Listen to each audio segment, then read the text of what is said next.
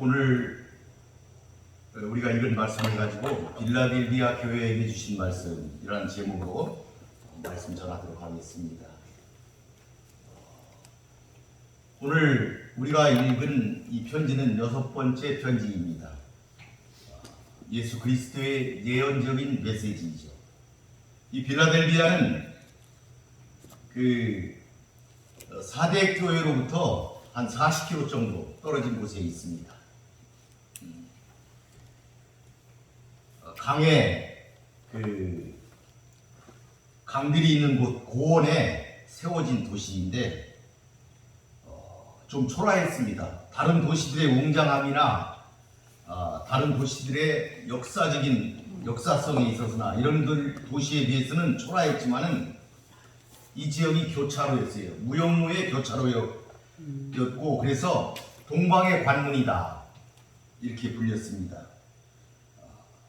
이 도시 북쪽에는 평원이 있어가지고 그곳에서 포도를 재배를 했습니다. 그래서 포도주가 유명한 곳이 빌라델비아 교회입니다. 그래서 이 도시의 수호신은 디오니소스입니다. 로마 신화에서는 바카스로 나오죠. 이 디오니소스가 이 도시의 수호신으로 있었고 포도주뿐만이 아니고 직물, 그 다음에 가죽 제품, 농업, 상업이 골고루 발달된 매우 부유한 도시였다 이렇게 알려지고 있습니다. 그래서 이곳에서는 수많은 헬라 신전들이 있었고 신전에서는 많은 행사들이 있어가지고 작은 아테네다 이렇게 불렸다고 합니다. 여기에 교회가 어떻게 세워졌는지는 알려진 바는 없지만 그 교회 역사가 유세비우스가 쓴 글에 보면은 AD 100년에서 160년경에 암미아라고 하는 여자 선지자가 그곳에 있어가지고 탁월하게 활약을 해서 교회가 왕성하게 발전했다 이런 사실이 언급되어 있습니다. 오늘 말씀을 보게 되면은 오늘 말씀은 크게 편지의 형식을 띠고 있는데 첫 번째는 수신자와 성신자가 나오고 그 다음에 예수님께서 이 교회를 향하여서 칭찬과 격려를 하는 말씀이 있고 맨 마지막에는 그리스도의 그 약속이 기록이 되어 있습니다. 그리고 모두 다 성령의 말씀을 들을 것을 촉구하는 그런 말씀으로 이 편지가 마무리되고 있습니다. 오늘 이 말씀은 빌라델비아 교회, 이 교회인데 이 교회는 칭찬받은 교회라는 것은 우리가 다 알려져 있지요. 칭찬받은 교회다. 빌라델비아 교회는 칭찬받은 교회다. 그러면 어떻게 해서 이 교회가 칭찬을 받았느냐 하는 점이 굉장히 중요하다고 볼 수가 있겠어요. 오늘 말씀을 통해서 한번 우리가 다 같이 어떤 말씀이 이곳에 있는지 살펴보도록 하겠습니다. 7절에 보게 되면은 빌라델비아 교회 사자에게 편지하라. 거룩하고 진실하사 다윗의 열쇠를 가지시니 곧 열면 닫을 사람이 없고 닫으면 열 사람이 없는 그가 이르시되 이렇게 말씀을 하셨어요. 그러니까 자기를 소개하신 거예요. 내가 누구다, 어떤 사람이다, 어떤 신이다 하는 것을 했는데 그게 4가지로 말씀을 했어요. 첫 번에는 거룩하다 이랬어요. 나는 거룩하다. 지금 여기 4가지 거룩하다, 진실하다, 다윗의 열쇠를 가졌다, 또 열면 닫을 사람이 없고 닫으면 열 사람이 없다. 이 각 문장 앞에는 정관사가 붙어 있어요. 각각. 그러니까 각각이 예수님을 표현하는 표현이에요. 네 가지가 각각 정관사가 붙어가지고 어떤 문장을 수식하는 게 아니고 각각의 문장들이 각각 되어 있다는 사실을 우리가 깨달아야 되겠어요. 나는 거룩하다 이렇게 했어요. 거룩한 사람이다. 하나님의 근본적인 속성을 얘기하고 있는 것이죠. 이것을 통해서 우리가 알 수 있는 건 예수님이 하나님이시구나, 하나님과 같은 분이시구나, 이걸 우리가 알 수가 있어요. 왜? 거룩하다. 거룩하다 이렇게 나는 거룩한 사람이다. 나는 거룩한 나는 거룩하다 이렇게 말씀을 하시기 때문에 거룩하신 이는 하나님이시니까 우리가 이것을 이렇게 볼 수가 있다. 두 번째는 나는 진실하다 그랬어요. 예수님이 나는 진실한 사람이라고 얘기를 했어요. 거짓이 없다 이런 얘기예요. 예수님은 거짓이 없는 분이에요. 이 진실하다 이 단어가 완전이라는 단어로도 쓰이는 경우가 있습니다. 그러니까 진실하다, 완전하다 이렇게도 쓰일 수가 있습니다. 그러니까 이것은 예수님의 진실성이나 예수님의 신적인 완전성을 말하고 있다 이렇게 볼 수가 있고, 세 번째 표현에 뭐라고 해야 되면 나는 다윗의 열쇠를 가졌다 이렇게 얘기를 했어요.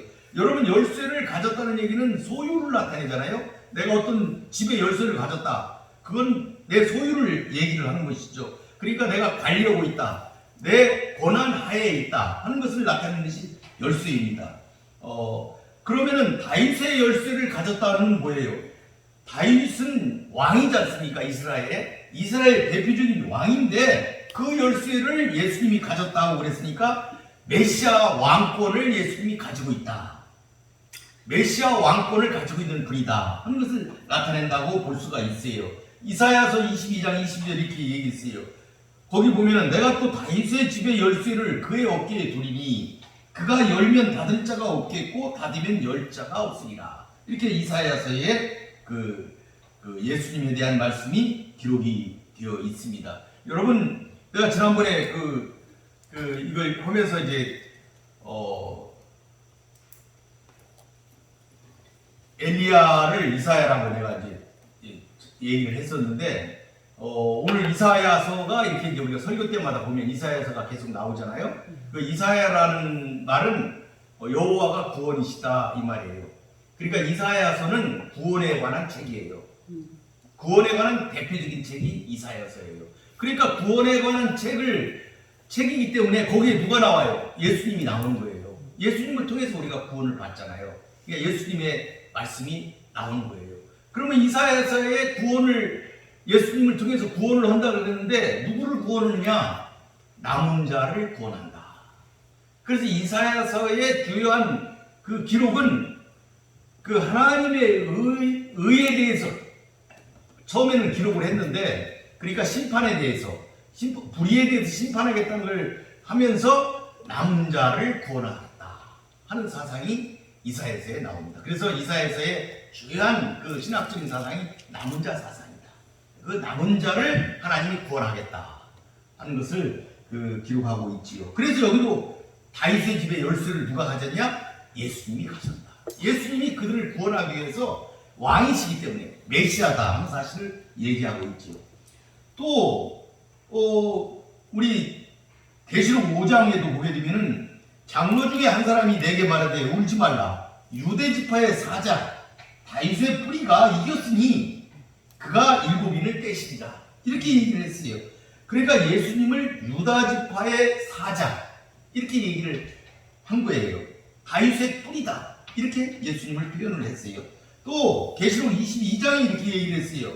나는 다윗의 뿌리요 자손이니 곧 광명한 새벽기이라 이렇게 말씀을 한 것을 볼 수가 있습니다. 그러니까 다윗이 가졌던 그런 왕권으로 예수님은 하나님의 왕권을 가지고 계시다, 신적 권세를 가지고 계시다, 하나님의 나라를 통치하고 계신다 하는 의미를 지금 전달하고 있다. 그러니까 그리스도께서는 종말론적으로 하나님 나라의 주권자시다 하는 것을 우리가 알 수가 있습니다. 그 다음에 예수님을 어떻게 표현했냐면은 열면 닫을 사람이 없고 닫으면 열 사람이 없다. 이 얘기는 뭐예요? 문이 있는데 그 문을, 열쇠를 누가 가졌다? 예수님이 가지셨다. 근데 이 열쇠가 예수님밖에 갖고 있지는 않아요. 그러니까 예수님이 유일하신 분이에요. 예수님이 열으면 열리는 대로, 닫으면 닫는 대로 있다 이 말이에요. 예수님의 절대적인 권력을 지금 말씀하고 있다. 절대적인 권세가 예수님께 있다. 그러니까 구원에 관한 절대적인 권세가 누구한테 있다? 예수님한테 있다 하는 것을 지금 말씀하고 있는 것입니다. 그러니까 이 7절 한 절을 보면서도 우리는 뭘 알 수가 있냐면 빌라델비아 교회는 세상적으로 얘기하면 귀인을 만난 거예요. 아주 대단한 귀인을 만난 거예요. 그 귀인이 누구예요? 거룩하시고 진실하시고 다윗의 열쇠를 가지셨고 문을 여닫는 권세를 가지신 그런 절대적인 주권자를 만난 거예요. 빌라델비아 교회가. 얼마나 복돼요. 이렇게 복된 예수님을 지금 만나고 있다. 우리가 이런 걸 알 수가 있습니다. 8절에서 11절까지는 빌라델비아 교회를 향해서 그리스도가 하신 말씀이에요. 칭찬을 하셨어요. 격려를 하신 말씀이 거기 기록이 되어 있습니다. 8절을 한번 보겠습니다. 볼지어다 내가 내 앞에 열린 문을 두었으되 능히 닫을 사람이 없으리라. 내가 내 행위를 아노니 내가 작은 능력을 가지고서도 내 말을 지키며 내 이름을 배반하지 아니하였도다. 이렇게 8절에서 보게 되면은 그리스도의 칭찬이 얼마나 빌라델비아 교회에게 용기를 주는지 알 수가 없습니다. 이 빌라델비아 교회는 서머나 교회처럼 칭찬만 받은 교회다 하는 걸 우리가 알 수가 있지요. 그러면 이 문장의 맨 처음에 우리 성경에는 그렇게 안 되어 있지만 맨 먼저 뭐라고 되어 있냐면은 내가 내 행위를 아노니, 이게 이 문장의 맨 머리예요. 우리는 그것이 가운데 들어 있는데 이 원문에는 내가 내 행위를 안다 이렇게 먼저 예수님께서 서두를 펼치셨어요. 내가 내 행위를 안다. 내가 안다. 뭘? 네 행위를 안다. 내가 안다. 그래서 네 앞에 문을 열어놨다. 이 말이 지금 되는 거예요. 그런 말씀이 되는 거예요. 내가 내 앞에 문을 열어놨다. 내가 너를 안다. 이랬어요. 여러분, 우리가 집에 문을 아무 때나 열어놓습니까? 믿을 사람이 와야 열지요. 아무한테나 열어놓으면 도둑놈이 들을 수도 있지 않습니까? 문을 아무한테나 여는 게 아니거든요. 믿을 사람, 신뢰하는 사람, 그런 사람한테 문을 여는 것이 아니겠습니까? 그걸 보게 되면 예수님이 빌라델비아 교회를 믿는다 이 말이에요. 사고치지 않은 사람들이에요. 그 사람들은 그걸 믿는 거예요. 그들을 믿는다. 배반하지 않을 사람이에요. 도적질하지 않을 사람이다 하는 사실을 지금 말씀하고 계신 거예요. 내가 믿는다. 빌라델비아 교회가 예수 그리스도를 믿는 믿음에서 떠나지 않고 지금까지 이렇게 살아왔는데, 빌라델비아 교회만 예수님을 믿는 게 아니고 예수님도 빌라델비아 교회를 믿고 있는 거예요. 그러니까 문을 열어주는 거예요. 문을 열어놨다 이 말이에요. 여러분들도 이런 예수님으로부터 대접을 받는 성도들이 되시기를 바라겠습니다. 그러니까 8절에 보이니까 그래서 내가 내 앞에 열린 문을 두었다. 닫을 사람이 없을 것이다. 이렇게 얘기를 했어요. 그러니까 이 얘기는 부연 설명을 내가 알았기 때문에 너에게 문을 열어놨다 이 말이에요. 그 이유가 그 뒤에 쭉 기록이 되어 있어요. 네가 작은 능력을 가지고서도 내 말을 지키며 내 이름을 배반하지 않았다. 배반하지 않았다. 너는 작은 능력밖에 내가 주지 않았는데 나를 내 말을 지키고 배반하지 않았다. 이렇게 예수님이 말씀을 하셨어요. 작은 능력밖에 주지 않았다. 이 작은이라는 말은 아주 작다. 이런 표현이 말이 되겠어요. 원문에 보면 아주 작다. 아주 작다. 능력이 거의 없었다. 이런 얘기가 되겠어요. 그러면 이 말씀을 통해서 빌라델비아 교회를 우리가 한번 생각을 해볼 수가 있어요.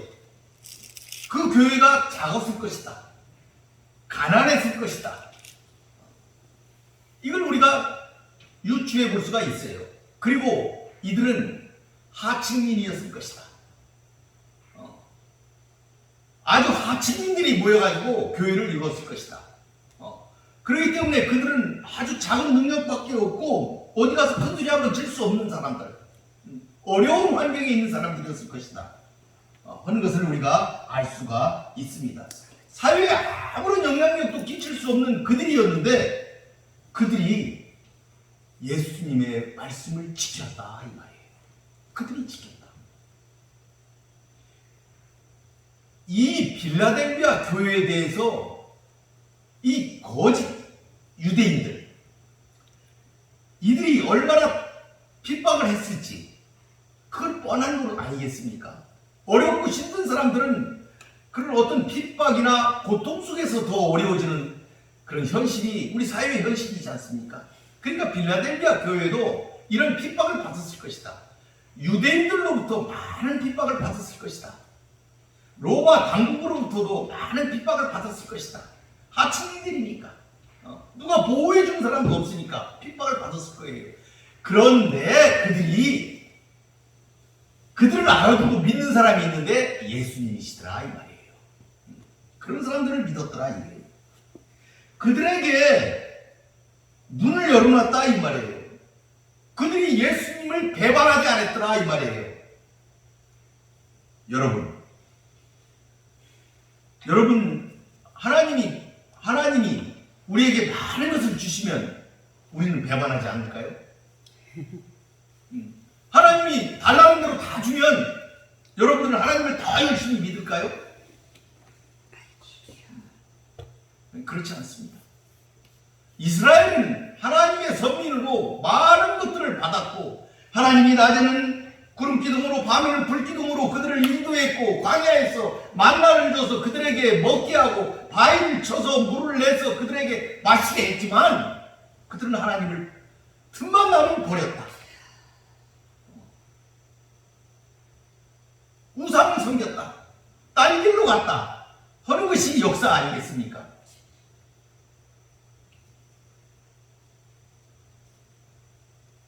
그런 점에서 이렇게 받은 것도 없는데 적은 것밖에 받은 것이 없는데 예수님의 말씀을 지키며 예수님의 말씀을 그 이름을 배반하지 않았다. 그 이름을 배반하지 않았다. 이랬어요. 그러니까 배반하지 않았다 이건 뭐예요? 너 예수 믿지 마라.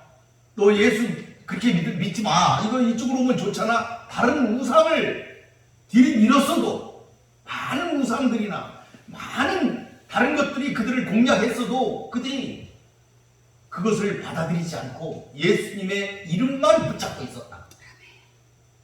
하나님만 섬겼다. 참된 하나님을 섬겼다. 그런 걸 지금 여기 기록하고 있는 거예요. 여러분도 그런 신앙을 가지시기를 바라겠습니다. 아멘. 9절을 다시 한번 또 보겠습니다. 보라, 사탄의 회당 곧 자칭 유대인을 하나 그렇지 아니하고 거짓말하는 자들 중에서 몇을 내게 주어 그들로 와서 내 발 앞에 절하게 하고 내가 너를 사랑하는 줄 알게 하리라. 여러분, 이 빌라델비아 교회와 교인들을 구박한 것은 유대인들이고 또 로마 당국이었을 것입니다. 여기 보게 되니까 여기는 이제 유대인이 나와 있어요. 이 자칭 유대인이다. 그런데 사탄의 회당이다. 그리고 그들은 거짓말을 하는 자들이다. 이렇게 얘기를 한 거예요. 여기 성경에는 이들이 이렇게 사탄의 회당, 자칭 유대인, 거짓말하는 자 이렇게 부정적인 것으로 표시가 되어 있지만 그 당시에 사는 삶 속에서는 이 유대인들이 어떤 사람들이겠습니까? 권력자였을 것입니다. 부유한 자들이었을 것입니다. 근사한 옷을 입고 다니는 자들이었을 것입니다. 그곳에서 떵떵거리며 사는 주류였을 것이다 이 말이에요. 그들은 주류였고 그들은 어떻게 보면 하나님의 복을 받은 자처럼 그들은 그곳에서 있었는데 하나님이 보시기에는 그들은 사탄의 회당이고 유대인이 아니고 말은 유대인이라고 그러고 아브라함의 자손이라고 그러지만 하나님이 보시기에는 아브라함의 자손이 아니다. 믿음의 자손이 아니다 이 말이에요. 하나님을 믿는다고 하지만 안 믿는다 이 말이에요. 그럼 어떤 자들이 거짓말을 하는 자들이다. 사탄을 따르는 자들이다. 이걸 지금 얘기하고 있는 거예요. 그들이 지금 성경에는 이런 식으로 표현이 되어 있는 거예요. 그런데 사실 그 당시 삶 속에서는 이 섞여 사는 삶 속에서는 그들이 지배자였을 것이라는 사실을 우리가 알 수가 있어요. 그렇기 때문에 그들로부터 핍박을 받을 수밖에 없었던 것이죠.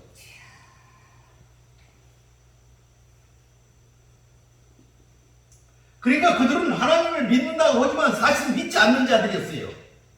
하나님을 모독하는 자들인 거죠. 하나님을 믿는다고 거짓말하면서 믿지 않는 거니까. 그러니까 이들은 거짓말하는 자들, 사탄의 회당이었다. 그런 얘기가 되겠어요. 그러니까 예수님은 이런 자들은 아브라함의 자손이 아니다. 예수님이 이렇게 보고 있는 거예요. 아브라함의 자손이 아니에요. 아브라함의 자손은 믿음의 자손이어야 된다는 것을 그 사도 바울도 분명하게 기록하고 있죠. 표면적 유대인이 아니고 그 속 깊이 아브라함을 따라 하나님을 믿는 자들이 진실한 그 아브라함의 자손이라는 것을 그 사도 바울도 계속 얘기하고 있는 것을 여러분들은 보실 수가 있습니다. 그렇기 때문에 이들은 거짓말을 하는 자들이다. 거짓말하는 자들이다. 이렇게 표현하고 있습니다. 요한복음 8장에도 보게 되면 너희는 너희 아비 마귀에게서 났으니 그는 처음부터 사임한 자요 진리가 그 속에 없으므로 진리에 서지 못하고 거짓을 말할 때마다 제 것으로 말하나니 이는 그가 거짓말장이요 거짓의 아비가 되었으리라. 이렇게 예수님도 그들을 이렇게 분명하게 말씀하셨습니다. 그 당시에도 이들은 이단인 영주의자들과 힘을 합쳐서 우리 그리스도교를 기독교인들을 굉장히 핍박한 교회의 걸림돌이었음이 분명한 것을 우리가 알 수가 있었습니다. 그런데 이것을 예수님은 알고 계셨다 하는 사실입니다. 내가 알았다 이 말이에요. 내가 다 알고 있다. 내가 다 알고 있다 하는 것을 예수님은 말씀하고 계시는 것이죠. 내가 다 알고 있었다. 그래서 그들로 하여금 여기 보게 되니까 놀라운 일이 이제 반전이 일어나는데 내 발 앞에 절하게 하고 이렇게 얘기를 했어요. 그들은 지배자였고 그들은 박해자였는데 그들이 도리어 와서 절을 하더라 이 말이에요. 절을 하더라. 왜 절을 하겠습니까? 왜 권력자들이 권력에 민감한 자들이 어디에 와서 절을 하겠습니까? 권력의 향배를 알기 때문에 그런 거예요. 힘의 향배를 아는 거예요. 힘이 어디에 있는지를 아는 거예요. 그들은 그 힘에 민감하기 때문에 힘 있는 자가 나오면 절을 하게 돼 있어요. 그런데 빌라델비아 교인들이 사는 것은 누추하고 형편없고 그들이 볼 때는 무지하고 무식하고 가난하고 그냥 일을 시키면 일을 하는 그런 자들인데 그런 자들에게서 뛰어난 것을 발견했다 이 말이에요. 하나님을 찾은 거예요. 거기에서 하나님의 능력이 그들과 함께 있는 것을 그들이 봤기 때문에 그들은 거기에 와서 무릎을 꿇고 경배할 수밖에 없었다 하는 사실을 우리들이 알아야 되겠어요. 하나님이 사랑하는 자들이 그들이다 하는 걸 알았기 때문에 그들이 절을 한다는 내용이 되겠어요. 여기 보게 되면 구약에도 이사야서 45장에 이랬어요. 여호와께서 이같이 말씀하시되 애굽의 소득과 후스가 무역한 것과 애굽이 버는 그런 물건들 구스가 무역한 것, 이 구스는 에티오피아 이런 거죠. 스바의 장대한 남자들이 내게로 건너와서 내게 속할 것이요 그들이 너를 따를 것이라. 사슬에 매여 건너와서 내게 굴복하고 간구하기를 하나님이 과연 내게 계시고 그 외에는 다른 하나님이 없다 하리라 하시니라. 또 이사야 60장에도 너를 괴롭히던 자의 자손이 몸을 굽혀 내게 나아오며 너를 멸시하던 모든 자가 내 발 아래에 엎드려 너를 이끌어 여호와의 성을 비라 이스라엘의 거룩한 이의 시온이라 하리라. 하나님이 함께 하심을 깨달은 그들은 그들 앞에 와서 무릎을 꿇을 수밖에 없게 된 것입니다. 이것은 물론 종말론적으로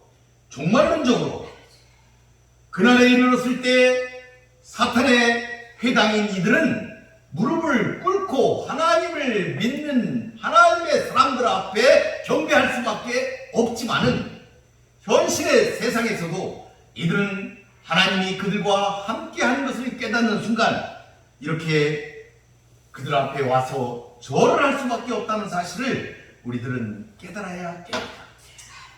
우리는 그걸 깨달아야 돼요. 그들이 하나님을 사랑하시는 자이기 때문에 그들이 찾아왔다는 사실을 알아야 돼요.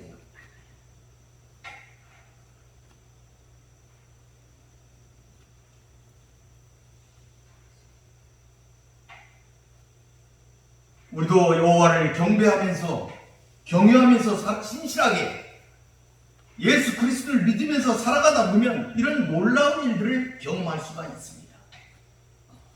그런 경험할 수가 있어요. 도저히 우리 앞에 와서 무릎을 꿇지 않을 것 같은 그런 자들도 무릎을 꿇을 수밖에 없게 되는 때가 온다. 하나님이 사랑하시는 자인 것을 깨닫는 순간 그들 무릎을 꿇게 될 것이다 하는 것이죠. 하나님은 가난한 자, 병든 자, 소외된 자를 불쌍히 여기시고 작은 자를 귀하게 여기신다는 사실, 더군다나 믿음을 지켜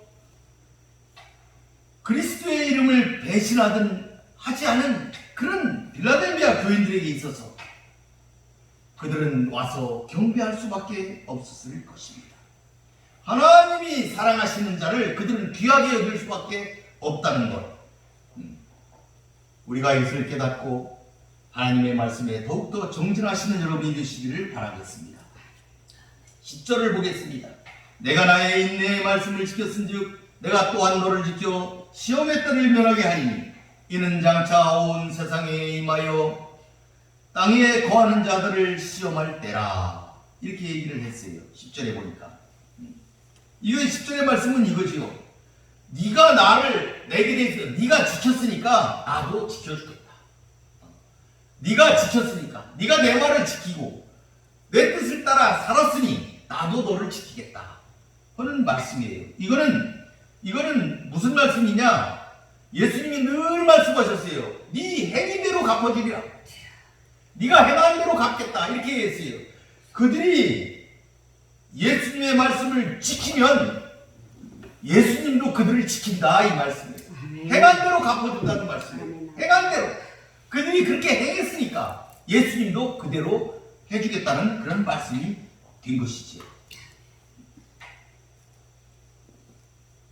그러니까 이런 시련과 환난을 인내하는 이런 모든 것들은 예수 그리스도의 보호하심을 보장받는 지름길이었다 하는 것을 우리가 알 수가 있습니다.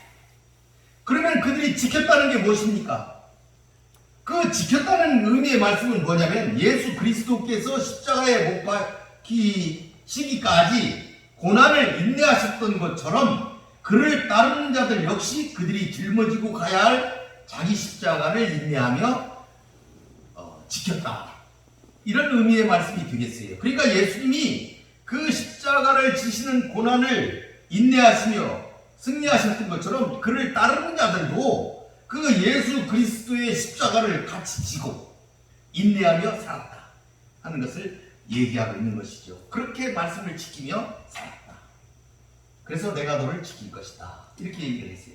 거기 보니까 또한 시험의 때를 면하게 하겠다 이렇게 얘기를 했어요. 시험의 때를 면하게 하겠다. 시험의 때가 언제겠어요?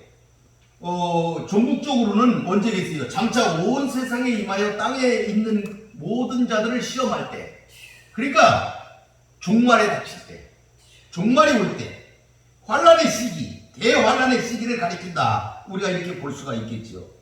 적그리스도가 좀 더 구체적으로 얘기하면 적그리스도가 통치하는 3년 반 그 시기다 이렇게 볼 수도 있습니다.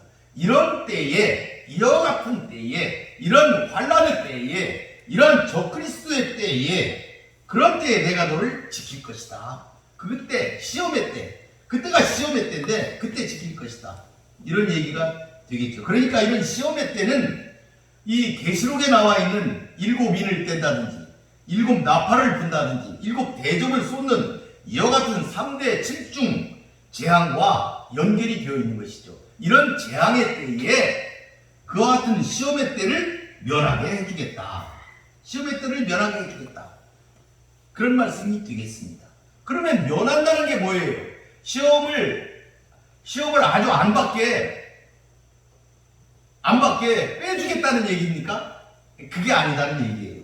그게 아니고 지난번에도 한번 여기에 대한 그 예수 그리스도의 대제사장적 기도에 대해서 요한복음에서 한번 우리가 살펴본 일이 있는데, 여기 보게 되면 뭐라고 되어 있냐면 예수님이 어떻게 기도하셨냐면, 내가 비옵는 것은 저희를 세상에서 데려가시기를 위함이 아니고 오직 악에 빠지지 않게 보존하시기를 위함이니 이다. 이렇게 예수님이 기도를 하시는 경우가 요한복음에 기록이 되어 있어요.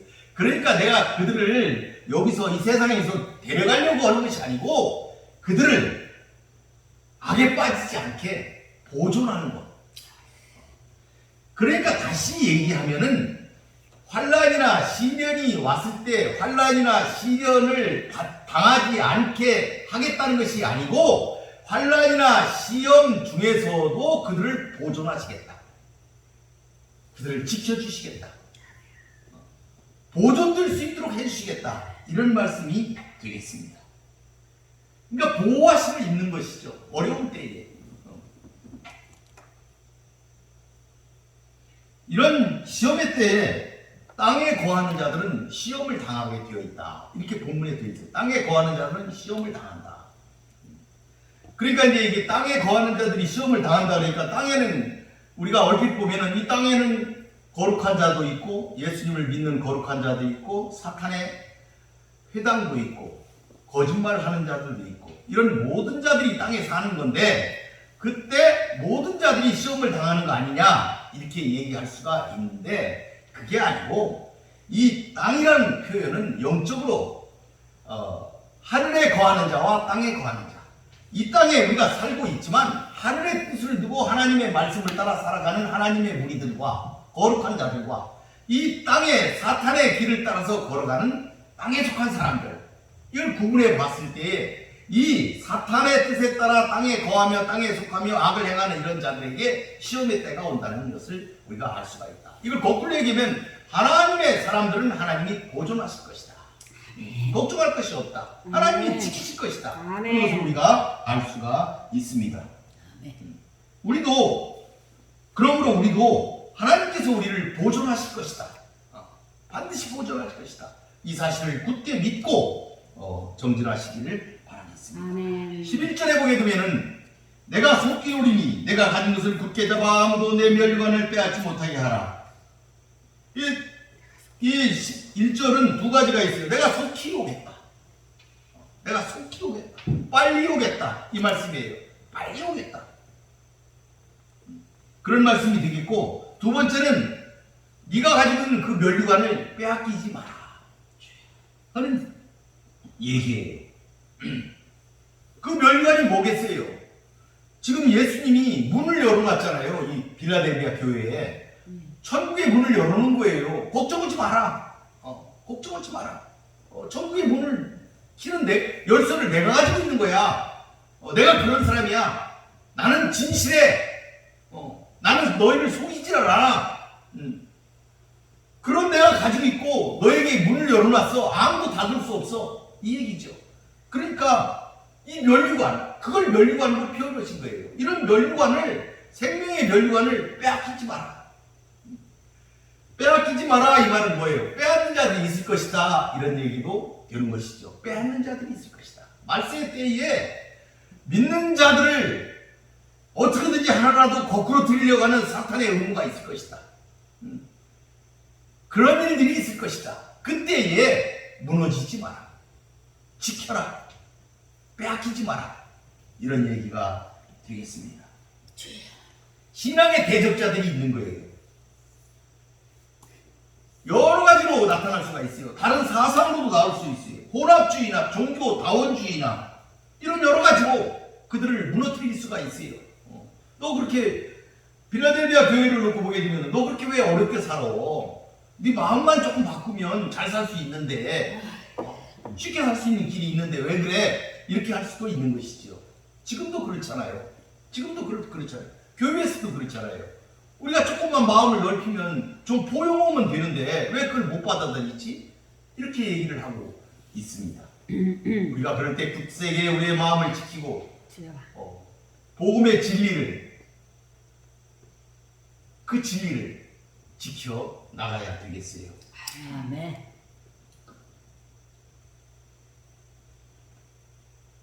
그 다음에 12절과 13절에서는 그 이기는 자에 대한 그리스도의 약속이 기록이 되어 있습니다. 12절을 한번 보겠습니다. 이기는 자는 내 하나님 성전의 기둥이 되게 하리니 그가 결코 다시 나가지 아니하니라. 내가 하나님의 이름과 하나님의 성 곧 하늘에서 내 아버지께로부터 내려오는 새 예루살렘의 이름과 나의 새 이름을 그이 위에 기록하리라. 이거는 크게 두 가지가 약속이 있어요. 성전의 기둥이 되게 하겠다. 두 번째는 이름을 기록하겠다. 이름을 기록하겠다. 이런 두 가지의 사실을 기록하고 있습니다. 이기는 자는 하나님 성전의 기둥이 되게 하겠다. 기둥이 되게 하겠다. 이렇게 얘기를 했어요. 여기 보니까 어디에 성전의 기둥이 되게 하겠다. 이렇게 말씀을 하고 있어요. 여러분 여기는 이제 성전으로 번역이 되어 있는데 좀 더 정확하게 표현하면 성소를 얘기합니다. 하나님이 계시는 임재하시는 거룩한 곳 성소를 얘기하고 있습니다. 그러니까 성전이다 이러면 우리가 일단 건물을 생각할 수가 있잖아요. 이렇게 지어진 건물, 이런 건물을 생각할 수가 있는데 이 단어는 성소를 얘기하고 있다. 하나님이 임재하시는 거룩한 것, 그것을 얘기하고 있다. 우리가 이렇게 볼 수가 있어요. 원래 그래서 계시록 21장에도 이 성전이라는 의미가 어떤 것인지가 또 설명이 되어 있어요. 계시록 21장 22절에 보면은 성 안에서 내가 성전을 보지 못하였으니 이는 주 하나님 곧 전능하신 이와 및 어린 양이 그 성전이시니라. 하나님과 어린 양 예수 그리스도가 성전이시기 때문에 새 예루살렘에서는 성전이 없더라 이 말이에요. 거기서 성전을 찾았어요. 요한이. 성전이 어디에 있지? 성전이 없어요. 아, 왜 없지? 하나님이 성전이시더라 이 말이에요. 예수님이 성전이시더라 이 말이죠. 그렇기 때문에 거기는 지어진 성전이 없는 거예요. 하나님과 예수 그리스도가 성전이다. 그 안에 계셨더라 이 말이에요. 그래서 우리는 그래서 이 성전에 대한 개념을 이렇게 우리가 잘 이해를 할 필요가 있다 하는 것이죠. 이 성전에 기둥이 되게 하겠다. 성전의 기둥이 되게 하겠다. 이렇게 얘기했어요. 그러니까 이거는 지금 이 12절의 성전과 기둥에 대한 이 말씀은 약간 회화적인 게 그림 같은 것이 들어있어요. 여러분들이 이것을 성전을 생각하면서 들으면 이해하기가 쉽지요. 성전의 기둥이 되게 하겠다. 성전에는 기둥들이 많지 않습니까? 기둥들이 많이 박혀 있어요. 이 성전의 기둥처럼 박혀서 나가지 않게 하겠다. 거기 뒤에 보면 그가 결코 다시 나가지 아니하리라. 여러분 기둥이 바깥에 나가는 게 있습니까? 기둥이 나가면 무너지지요. 기둥은 거의 성전에 같이 건물 이런 다른 여러 가지 부속들과 함께 어우러져 가지고 전체가 어우러져서 성전을 이루는 거 아니겠어요? 성전에서 기둥이 빠지면 성전이 무너지지요. 이런 걸 생각해 보면 그곳에 기둥이 되게 하겠다. 성소에 기둥이 되게 하겠다. 이런 말씀이 되겠어요. 성소에 기둥이 되게 하겠다. 그러니까 이 얘기는 뭐냐면 야고보와 게바, 요한을 가리켜 뭐라 했어요? 기둥같이 여김을 받았다. 이렇게 갈라디아서에 보면 바울이 얘기하고 있어요. 야고보와 게바와 요한이 교회에서 기둥같이 여김을 받았더라. 디모데전서 3장에서도 하나님의 교회를 뭐라고 했어요? 진리의 기둥과 터다. 이렇게 묘사를 했어요. 역대하에 보게 되면은 솔로몬 성전을 지었는데 그 현관에 기둥이 두 개가 있어요. 야긴과 보아스라는 그 기둥이 있어요. 이러한 기둥들을 지금 묘사하고 있다. 이렇게 볼 수가 있어요. 그럼 기둥은 뭐냐? 기둥이 표현하고 있는 것은 안정적인 것. 기둥이 있어야 안정이 되잖아요. 영원한 것. 무너지지 않고 보존할 수가 있고 힘과 지구력 등을 다 나타내준다. 이렇게 볼 수가 있는데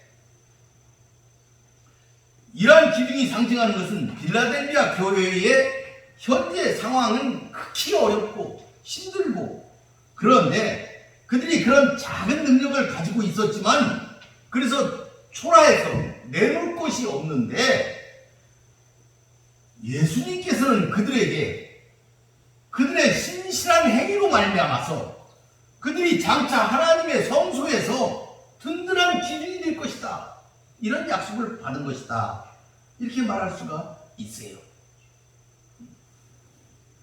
하나님의 성소를 지탱한 받침대처럼 빌라델비아 교회가 사용될 것이라는 사실을 말씀하고 있는 거예요.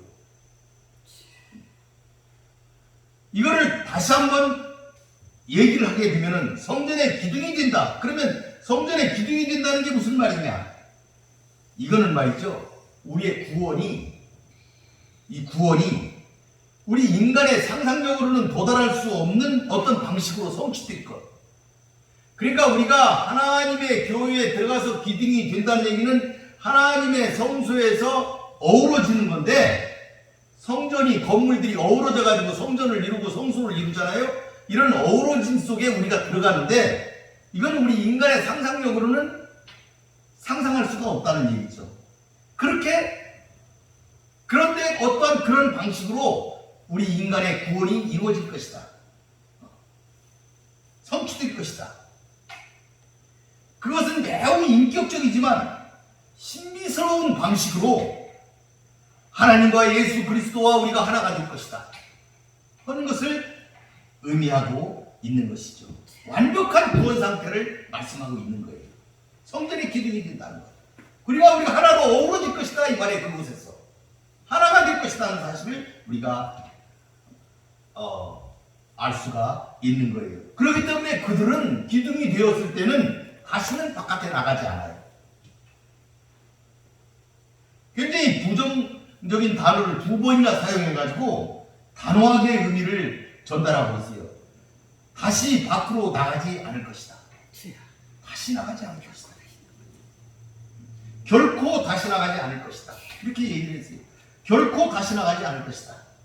이렇게 기록을 하고 있어요.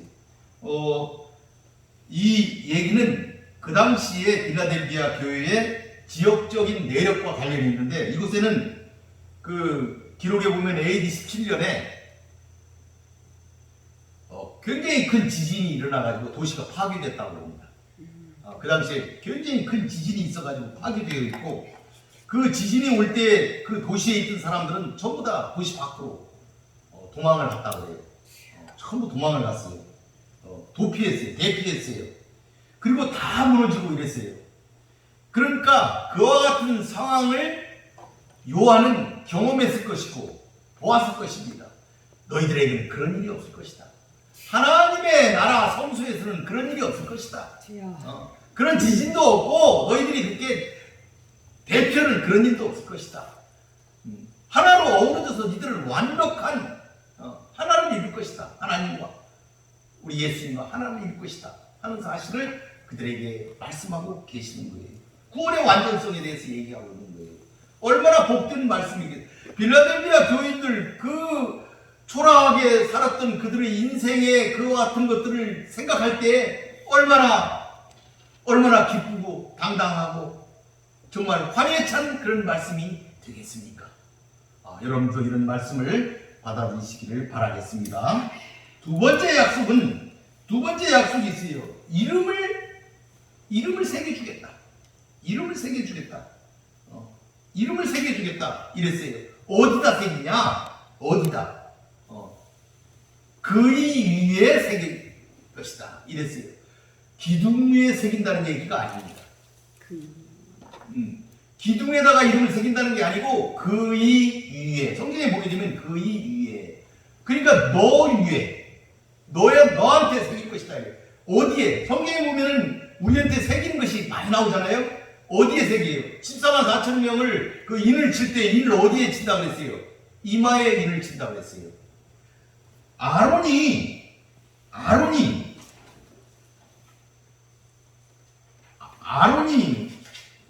그 띠를 둘렀는데 어디에 둘렀습니까? 이마에 둘른 것을 우리가 알 수가 있어요. 이마에 둘른 것을 우리가 알 수가 있지요.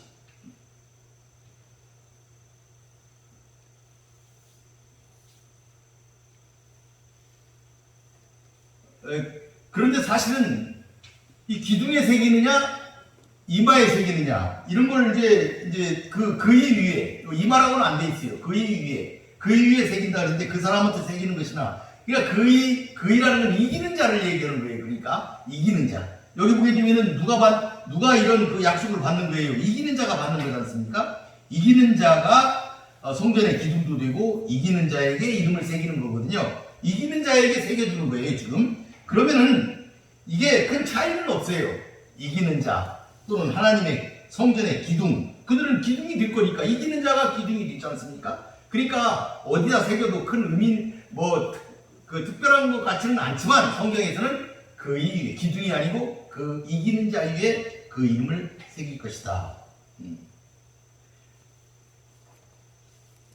그렇게 얘기를 했지요.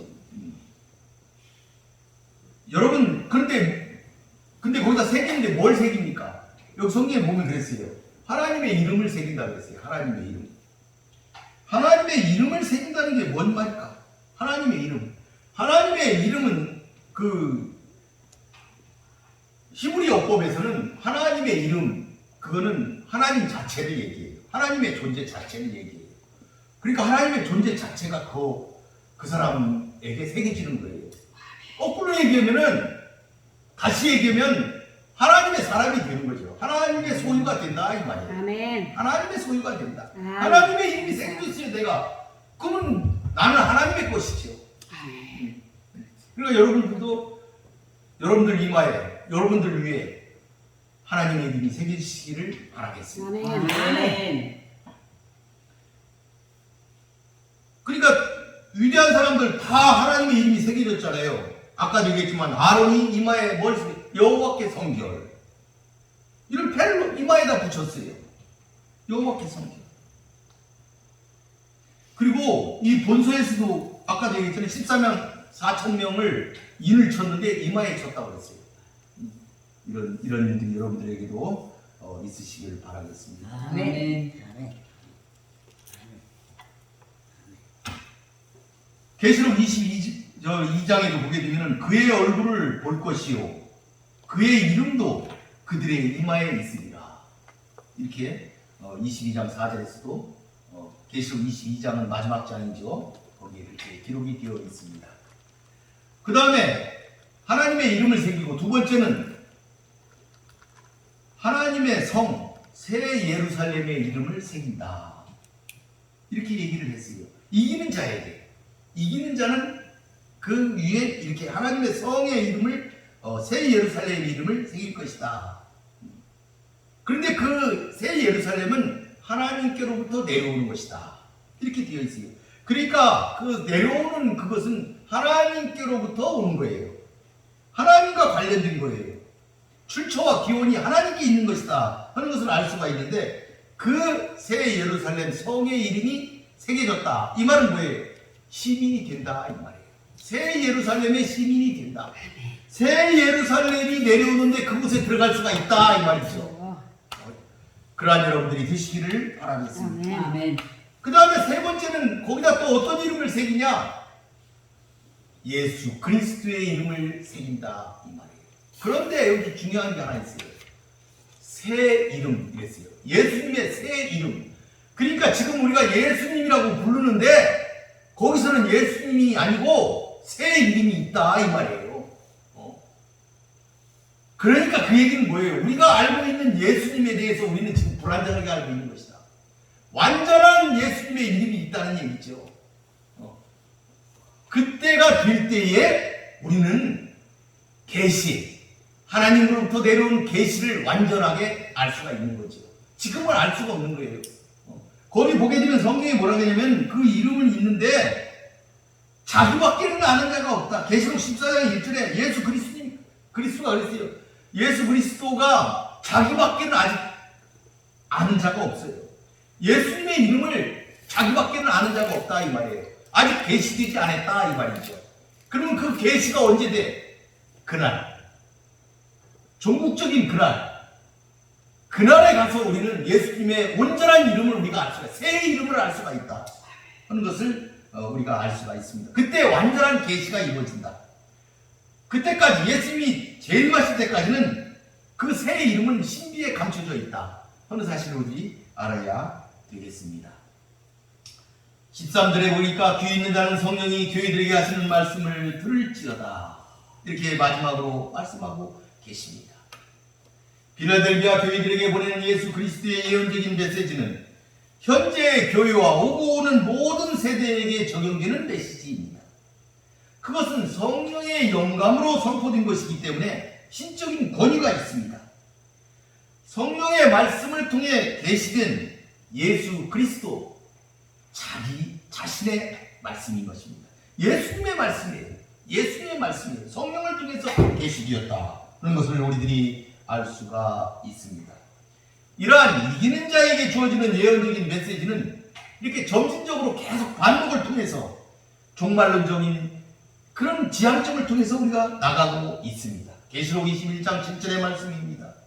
나는 저의 하나님이 되고 그는 내 아들이 되리라는 약속의 유업의 말씀이에요. 이기는 자가 누리게 되는 종말론적인 성취, 궁극적인 실체가 아들이 되는 것이다 하는 것입니다. 우리 모두 하나님의 아들이 되는 귀한 백성들이 되시기를 바라겠습니다. 설교를 정리하겠습니다. 본문은 6번째 빌라델비아 교회 사자에게 보내는 메시지입니다. 예수님은 거룩하시고 진실하시며 다윗의 열쇠를 가지신 분으로 빌라델비아 교회에 보이셨습니다. 천국의 절대 주권을 가지신 분이라는 의미입니다. 빌라델비아 교회 이런 얘기죠. 빌라델비 교회야. 내가 아주 적은 능력밖에 줄 것이 없는데 그것 가지고도 내 말을 지키고 내 이름을 배반하지 않았으니 걱정 마라. 천국 열쇠는 내게 있으니 이런 의미가 되겠습니다. 그들에게 장차 임할 시험의 때를 멸하게 하시고 이기는 자에게 하나님의 성전의 기둥이 되게 하시고 그 이기는 자 위에 그 이름을 기록한다고 말씀하고 있습니다. 주님은 오늘도 빌라델비아 교회와 같은 교회를 오늘날에도 찾고 계십니다. 능력과 세력이 크고 영역이 넘쳐야 주님의 일을 할 수 있는 것이 아닙니다. 빌라델비아 교회를 보십시오. 그들은 작고 가난한 교회였지만 핍박을 견디며 지켜냈습니다. 그리고 이기는 자가 되었습니다. 겉모습이 화려하다고 모두 교회가 아닙니다. 많이 가졌다고 감사하는 것도 아닙니다. 그리고 순종하는 것도 아닙니다. 그 가진 목적과 행위가 참이어야 합니다. 자칭 교회라고 해도 사탄의 회가 있습니다. 그들은 사탄의 회가 되어 작은 자를 핍박하고 악한 길로 그들을 이끌고 있습니다. 변질된 교회는 더 무섭습니다. 친구 같은데 친구가 아닌 자들과 같아요. 나라의 관계도 마찬가지입니다. 거짓을 물리치는 영적 분별력을 교회가 가지고 있어야 합니다. 그래야 가진 바 면류관을 빼앗기지 않게 됩니다. 다윗의 열쇠는 주님의 주권을 상징합니다. 우리 주님은 인생의 천국과 지옥 결정에 대한 절대 주권을 갖고 계신 분입니다. 악한 자들은 결국 심판대에 서게 됩니다. 사탄을 따랐기 때문입니다. 그리고 무시당하고 험한 꼴을 당한 빌라델비아 같은 그러한 교회, 그리고 하나님의 종들, 작은 자들, 그들은 결국 절을 할 수밖에 없게 됩니다. 하나님이 그들을 사랑하시기 때문입니다. 그러므로 우리는 빌라델비아 교회같이 고난 중에서도 인내하며 주님의 찾으심과 부르심에 합당한 교회가 되도록 힘써야 하겠습니다. 이것은 어느 한 사람의 일이 아니라 우리 모두의 사명임을 기억해야 합니다. 그때 우리는 모두 성소의 기둥이 됩니다. 이마에 거룩한 이름을 입맞은 14만 4천 명의 성도가 되는 것입니다. 오늘 말씀을 다시 한번 읽어보겠습니다. 볼지어다 내가 내 앞에 열린 문을 두었을 때 능히 닫을 사람이 없으리라. 내가 내 행위를 나누니 내가 작은 능력을 가지고서도 내 말을 지키며 내 이름을 배반하지 아니하였다. 내가 나의 내 말씀을 지켰은즉 내가 또한 너를 지켜 시험의 때를 면하게 하리니 이는 장차 온 세상에 임하여 땅에 거하는 자들을 시험할 때라. 이기는 자는 내 하나님 성전의 기둥이 되게 하리니 그가 결코 다시 나가지 아니하리. 내가 하나님의 이름과 하나님의 성곳 하늘에서 내 하나님께로부터 내려온 새 예루살렘의 이름과 나의 새 이름을 그 위에 기록하리라. 우리 모두 이기는 자가 되어 계시록 21장의 말씀처럼 나는 저의 하나님이 되고 그는 내 아들이 되리라는 종국적인 약속을 성취하시는 성도들이 되시기를 바라겠습니다. 마치겠습니다. 기도하겠습니다. 고맙고 감사하신 여호와 아버지 하나님 감사합니다. 오늘 필라델비아 교회에 주신 하나님 우리 주 예수 그리스도의 말씀을 나누었습니다. 우리가 필라델비아 교회처럼 하나님께 충성하며 그 말씀을 지키며 인내하며 승리하는 자가 되게 하여 주시옵소서. 하나님의 말씀을 우리 주 예수 그리스도의 말씀을 그 이름을 배신하지 않는 자가 되게 하여 주시옵소서. 승리하는 자가 되게 하여 주시옵소서. 성도의 기둥이 되게 하여 주시옵소서. 우리의 이마에 아버지 하나님의 거룩하신 일을 지는 아버지 14만 4천의 성도의 그 반열에 모두 들어가는 사랑하는 성도들이 되게 하여 주시옵소서. 기쁨으로 주께 나아가는 자들이 되게 하여 주시옵소서. 예수님의 이름으로 기도 올리나이다. 아멘.